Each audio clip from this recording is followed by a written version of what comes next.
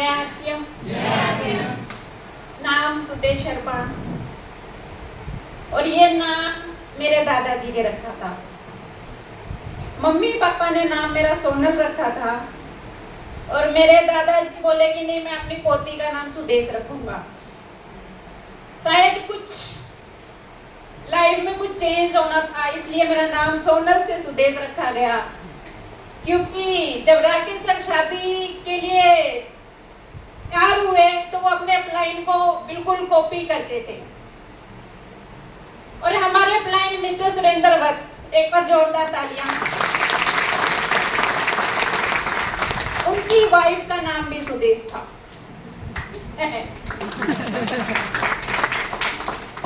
तो राकेश सर कहते थे कि जैसे जैसे मेरे अपलाइन करेंगे वैसे वैसे मैं करूंगा। तो राकेश सर के लिए कई सारे रिश्ते आए, लेकिन सुदेश नाम की कोई लड़की नहीं मिल रही थी, क्योंकि उन्होंने अपने अपलाइन को कॉपी करना था। मेरे पापा जब राकेश सर को देखने आए तो राकेश सर ने एक ही चीज पूछी थी, लड़की का नाम क्या है? मेरे पापा ने बोला कि लड़की का नाम सुदेश है, तो राकेश सर ने बोला कि रिश्ता फाइनल। नाम सुदेश शर्मा, और एक बिजनेस क्लास फैमिली से बिलोंग करती हूँ। एक अच्छा खासा बिजनेस है पापा का, था, अभी नहीं है।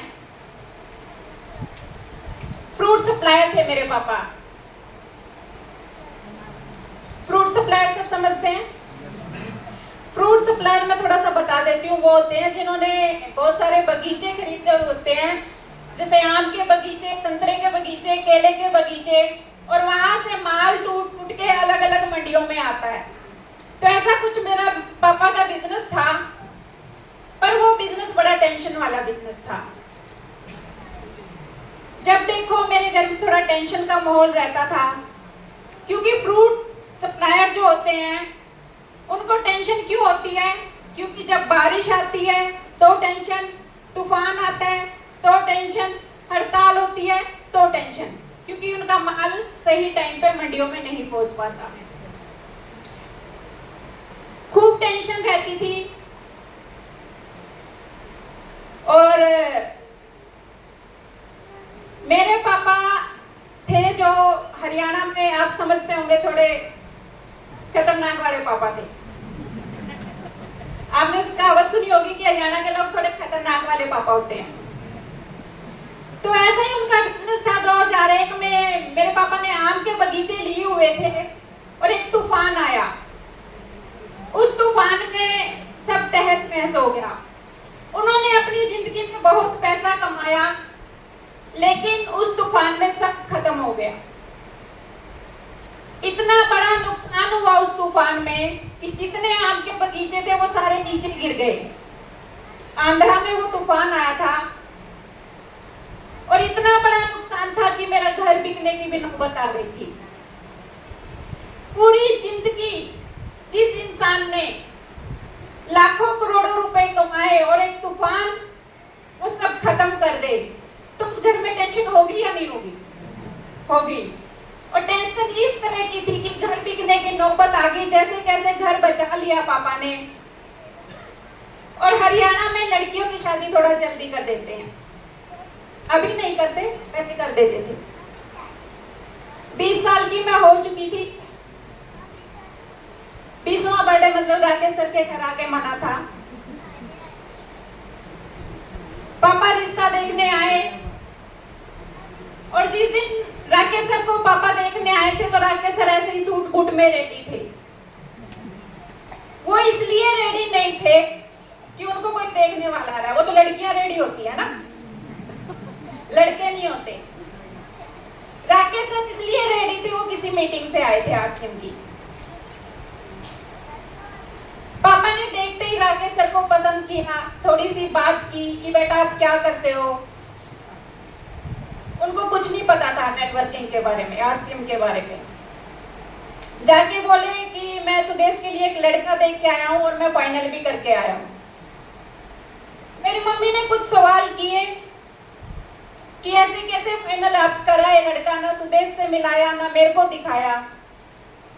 फिर मैं बता रही हूँ ना, हरियाणा वाले पापा थे वो, उन्होंने बोला कि जो बोल दिया सो बोल दिया, जो फाइनल हो गया फाइनल हो गया, अब आगे कोई हाँ नहीं कोई ना नहीं।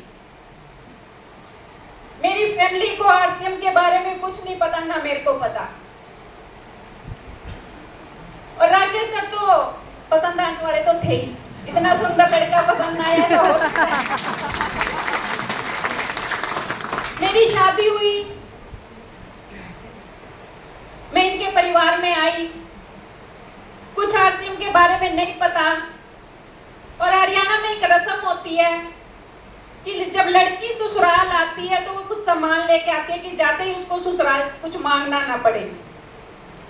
मेरे मम्मी पापा ने भी मेरे को बहुत सारा सामान दिया, पर वो अदर कंपनी का था, क्योंकि हमें तो आरसीएम के बारे में कुछ पता ही नहीं था। वो अदर कंपनी का सामान था। शादी से अगले दिन एक रस्म होती है जो नंदे करती हैं, मेरा वो सामान निकाला, उसी सामान से वो रस्म होती है। पहले बताया नहीं क्या? वो एक बहुत बड़ी किट थी, उसमें अलग अलग कंपनियों के प्रोडक्ट थे। और जब मैंने वो किट निकाली तो राकेश सर सामने ही खड़े थे। राकेश सर ने क्या किया, वो किट मेरे हाथ से ली और बाहर गली में फेंक दी। गुस्सा आया कि मेरा सामान मेरे मम्मी पापा ने इतने प्यार से दिया है, ऐसे कैसे बाहर फेंक सकते हैं। गुस्सा आएगा कि नहीं आएगा? आपके मम्मी पापा कोई सामान दे और आपके सेकंड डे ही आपका सामान बाहर गली में फेंक दिया जाए। बहुत गुस्सा आया, पर जब लड़की की नई नई शादी होती है तो वो बोल नहीं पाती, नहीं बोल पाती ना। लेकिन कुछ साल के बाद सिर्फ लड़की बोलती है, बाकी सब चुप रहते हैं। पहले एनवायरनमेंट देखती है कैसे। मैं बोल नहीं पाई कि शाम को मैंने राकेश सर से पूछा कि आपने मेरा सामान क्यों फेंक दिया। राकेश सर ने बोला कि आज के बाद जो भी यूज करना है वो आरसीएम का करना है। मैंने बोला कि मैं ठीक है आरसीएम का सामान यूज करूंगी, लेकिन आपको वो फेंकना नहीं चाहिए था, हम किसी को दे सकते थे, वो किसी और के काम आ सकता था। लेकिन राकेश सर इतने पक्के थे आरसीएम में, उन्होंने बोला कि किसी को देना है तो वो भी आरसीएम का ही दो।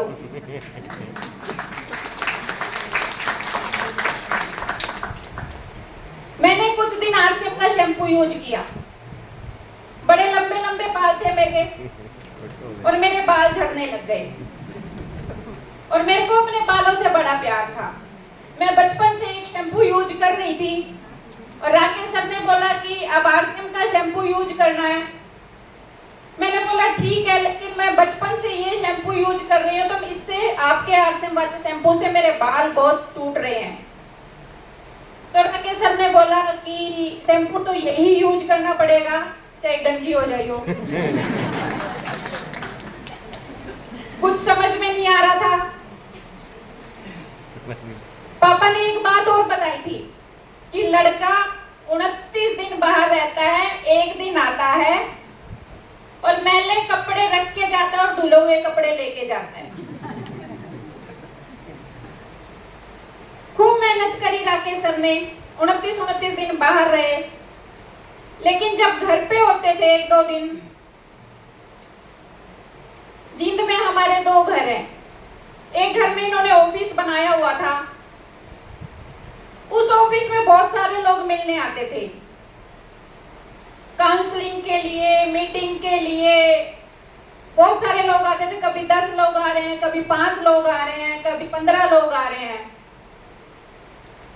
और जब फोन नहीं होता था, लैंडलाइन होता था, मेरे पास नहीं था, मतलब सर के पास तो था। घर के नंबर पे फोन आता था कि 10 कप चाय बना दे। 10 कप चाय बन जाती थी, थोड़ी देर में फिर फोन आता था कि 15 गिलास पानी भिजवा दे, 10 कप चाय भिजवा दे, शरबत भिजवा दे। पूरा दिन ऐसे ही चलता रहता था। कभी मेरी मम्मी का फोन आता था तो मैं बोलती मम्मी बाद में करना, अभी मैं चाय बना रही हूं। इतनी चाय बनाई मैंने, इतनी चाय बनाई, वो जो पतीला होता है ना चाय वाला, उसको मांजने का भी मन नहीं करता। क्योंकि मांझने का उसको टाइम ही नहीं होता था, जब तक तो दूसरा ऑर्डर आ जाता था चाय का। और मेरी मम्मी बोलती कि तू इतनी गंदी चाय बनाती है कि तेरे जाके तू ससुराल में हमें गालियां पड़वाएगी। और मैंने इतनी चाय बनाई, मेरे को अपने आप पे शक होने लग गया कि शायद मैं अब अच्छी चाय बनाने लग गई। बीच बीच में कई बार चक्के भी देखती थी कि चाय अच्छी बनने लगी है क्या, इतने ऑर्डर आ रहे हैं चाय के। कई बार तो लगता था कि शायद चाय बनाने के लिए ही लेके आए हैं। खूब खाना बनाया, खूब चाय बनाई, खूब काम किया। कुछ टाइम ऐसा आया कि नेगेटिव होने लग गई आरसीएम से। ये सब महिलाओं के लिए एक मैसेज है। नेगेटिव होने लग गई आरसीएम से, तो राकेश सर को समझ में आया कि अब मामला थोड़ा गड़बड़ है। तो राकेश सर मेरे को एक दिल्ली के एक प्रोग्राम में लेके गए। उस प्रोग्राम में, दिल्ली के तालकटोरा में वो प्रोग्राम था, उस प्रोग्राम में हमारे सारे सीनियर लोग थे, मुकेश कोठारी सर, वत्स सर, केसी सर, बीसी सर, सब थे। और राकेश सर को वहां बड़े मान सम्मान से बुलाया गया, मालाएं वाला पहनाई गई, कंधे पे उठा के स्टेज पे ले जाया गया। उस दिन मेरे को समझ में आया कि लड़का कुछ तो खास कर रहा है। अगर इतने मान सम्मान से ले जाया गया है तो लड़का कुछ तो खास कर रहा है। उस दिन मेरे को आरसीएम समझ में आ गया। और उस फंक्शन को देखने के बाद मैं कभी आरसीएम से नेगेटिव नहीं हुई। फिर कभी राकेश सर बोलते थे ना कि 10 कप चाय बना दे, मैं 15 बना देती, क्योंकि समझ में आ चुका था कि जितने लोग हमारे ऑफिस में आएंगे, जितनी मीटिंगें होएंगी, जितनी काउंसलिंगें होएंगी, जितने लोग मिलने आएंगे, हमारा बिजनेस बढ़ेगा, हमारी इनकम बढ़ेगी और हमारे ड्रीम पूरे होंगे।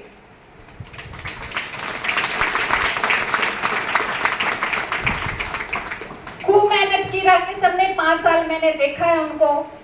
जबकि मेरी शादी हुई तो वो 1 लाख से ऊपर कमाते थे, फिर भी शुरू में कोई नौकर नहीं रखा इन्होंने घर में, क्योंकि जब शुरू में पैसा आता है तो सब बचाते हैं, खर्च कम करते हैं।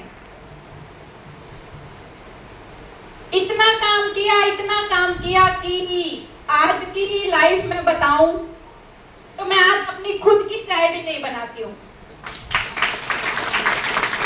आज सिर्फ ऑर्डर देती हूँ कि चाय बना दो तो चाय बन के आ जाती है। सारे ड्रीम पूरे हुए आरसीएम से। 5-5 घर खरीदे हमने आरसीएम से। एक इंसान का सपना होता है एक घर का और एक गाड़ी का। 5-5 घर खरीदे और 7-7 गाड़ियां। 2 साल पहले मेरे छोटे बेटे का बर्थडे था 1 जनवरी को। उस दिन हम मर्सिडीज बेंज लेके आए। वो सबकी ड्रीम कार होती है, हमारी भी ड्रीम कार थी। कुछ महीने बाद फिर एक कार और लेके आए। जीत में अच्छे खासे घर में रह रहे थे, दिल्ली शिफ्ट हुए। दिल्ली में 2 करोड़ का घर लिया, फिर 5 करोड़ का घर लिया और आज जिस घर में रह रही हूँ 8.5 करोड़ की उसकी कीमत है।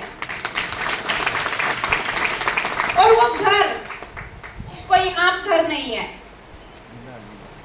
उस घर में सारी सुविधाएं हैं। पर्सनल स्विमिंग पूल है, पर्सनल लिफ्ट है, 3 मंजिल का वो घर है।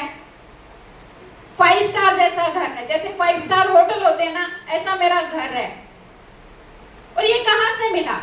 आरसीएम से। आरसीएम में 5 साल मेहनत की और सारे ड्रीम पूरे हुए। उसके बाद एक और घर खरीदा। मतलब हमें घर का शौक है कि घर पे घर खरीदने जा रहे हैं। घर का मेरे को और राकेश सर को बहुत शौक है। आरसीएम में भी सब बोलते हैं कि राकेश सर को घर का बहुत शौक है। तो हमारे सुरेंद्र वत्स सर बोलते हैं कि राकेश के घर की टिकट लगनी चाहिए अगर उसका घर देखना है, तो इतना सुंदर घर बनाता है वो। खूब मेहनत करने के बाद, 5 साल की मेहनत के बाद आज सारे ड्रीम पूरे हुए। बहुत अच्छे स्कूल में बच्चे पढ़े हैं। बड़े वाला बेटा पुलिस में हो गया है, छोटे वाला बहुत अच्छे स्कूल में पढ़ रहा है। शायद आरसीएम हमारी लाइफ में नहीं होता तो आज हम भी कुछ खास नहीं कर पाते, एक आम सी जिंदगी जी रहे होते। इतना ही कहना चाहूंगी कि 3 से 5 साल इस बिजनेस में अपना गुर्दा फेफड़ा सब कुछ लगा दीजिए। जैसे जैसे आपके अपलाइन बोलते जाएं वैसे वैसे करते जाएं। जब हमारे ड्रीम पूरे होंगे तो आपके क्यों नहीं होंगे? हम कोई आपसे अलग नहीं है। हमारी भी एक सिंपल सी लाइफ थी, लेकिन आरसीएम ने आज खास बना दी। रिम्पी भट्ट, सुषमा जी, बहुत सारी महिलाएं उत्तराखंड से इतना बड़ा बड़ा काम कर सकती हैं, तो बाकी महिलाएं क्यों नहीं कर सकती? और अभी तो उत्तराखंड तो सिर्फ महिलाओं के लिए ही जाना जा रहा है, जेंट्स तो पता नहीं क्या कर रहे हैं। जब भी उत्तराखंड की बात आती है तो महिलाएं आगे आती हैं, और मैं चाहती हूँ कि हर महिला बहुत बड़ा काम कर सकती है। इतने अच्छे हमारे प्रोडक्ट हैं, सिर्फ आपके सपने होने चाहिए। जिसके अंदर सपने नहीं होते ना, उनके कभी ड्रीम पूरे नहीं होते। आपके अंदर सपने होने चाहिए। आप चाहे हस्बैंड कर रहा है चाहे वाइफ कर रही है, दोनों को मिलके ये काम करना चाहिए। आपके एरिया में जो भी मीटिंग है आप नहीं छोड़नी चाहिए।